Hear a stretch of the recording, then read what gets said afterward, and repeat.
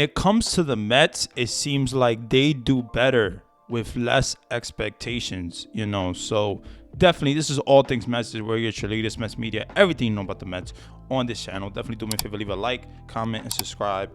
Let's get into today's video, and that is going to be about, will less expectations in 2024 actually help the Mets? Now, man, the Mets are coming off a horrible season in 2023, a season they went 75.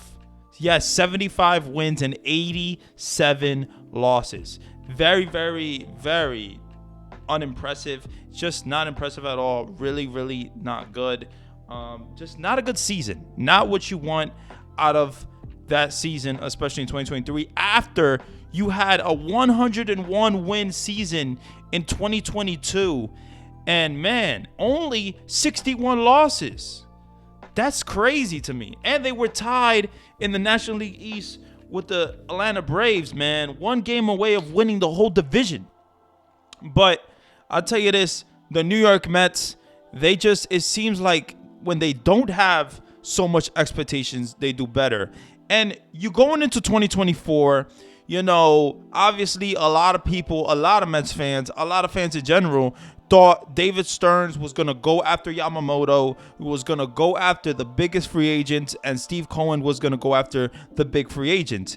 Well, it didn't really end up being that way. David Stearns, Steve Cohen did go after, a big free agent, Yamamoto, but that just didn't happen. He didn't want to come to the team. He wanted to go to the Dodgers, and it is what it is. So right after that, that's really the only big free agent that the Mets really wanted, because they were thinking about their future. They were thinking of a guy like Yamamoto, what that would be for the future for the New York Mets. And they offered him, the same deal as the Dodgers, but Yamamoto went to the Dodgers. So it is what it is, and the Mets had to pivot. But, it looks like the Mets, obviously in 2023, you had guys like Max Scherzer. You had guys like Justin Verlander. In 2024, you're going to have guys like Luis Severino.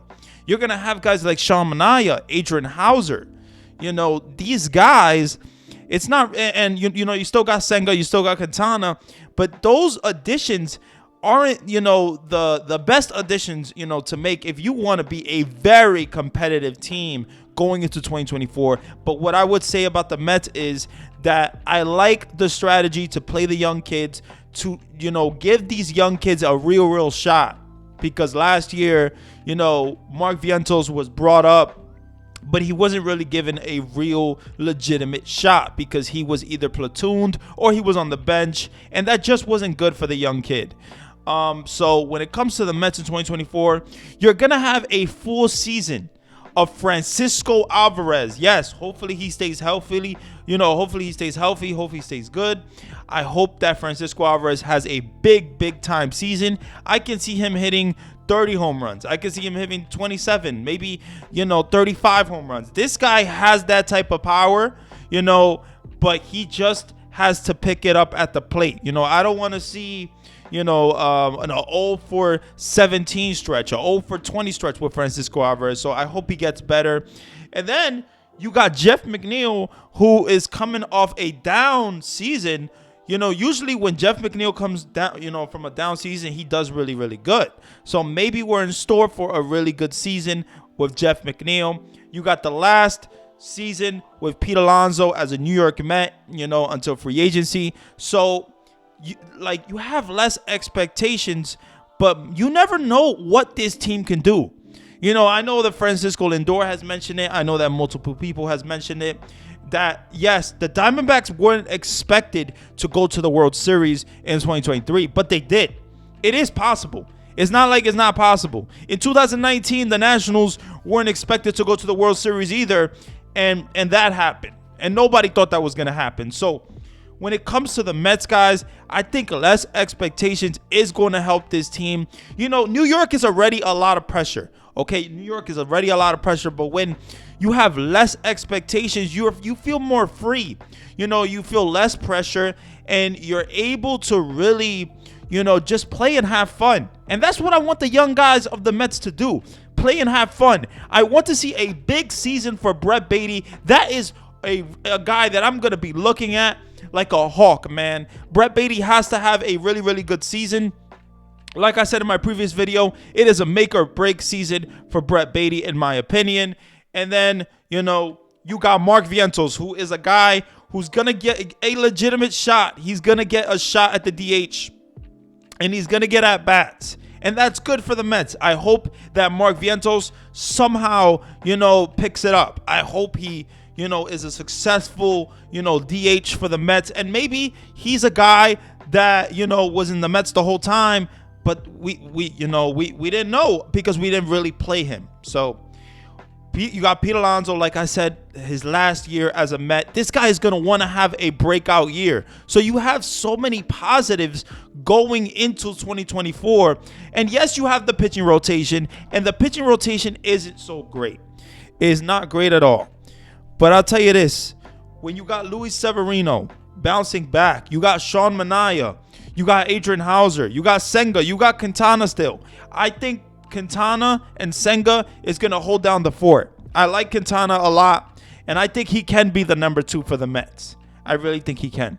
Luis Severino is probably going to be the number 3. Adrian Hauser, number 4, and Sean Manaea, number 5. That's probably going to be the rotation.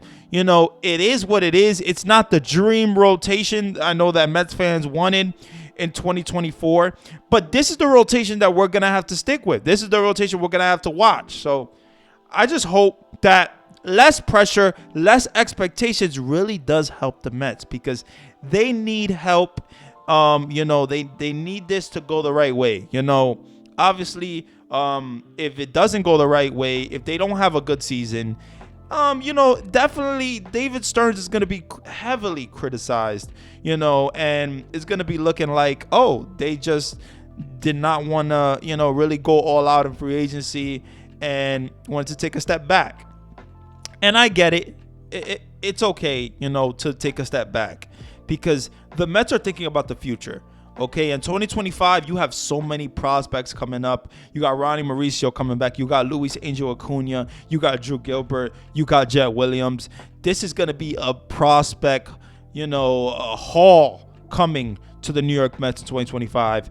And if all goes well, they all will be here in 2025. And you got Mike Vassell still. You got Christian Scott. You got Dominic Hamill. You got prospects, guys. The Mets have prospects. So we'll see what happens. But I think less expectations is going to help the Mets in 2024. What do you guys think? Do you guys think that less expectations is going to help the Mets? Do you think maybe it's not? Do you think that they're just going to have a really down season and it's going to be horrible to watch? I mean, let me know what you guys think, because I love hearing what you guys think. I love interacting with you guys. You guys are awesome. I appreciate you. If you enjoyed the video, definitely do me a favor, leave a like, comment, and subscribe. This is All Things Message, where you share latest Mets media. And yeah, man, I'm out of here. Stay blessed. LFGM for life.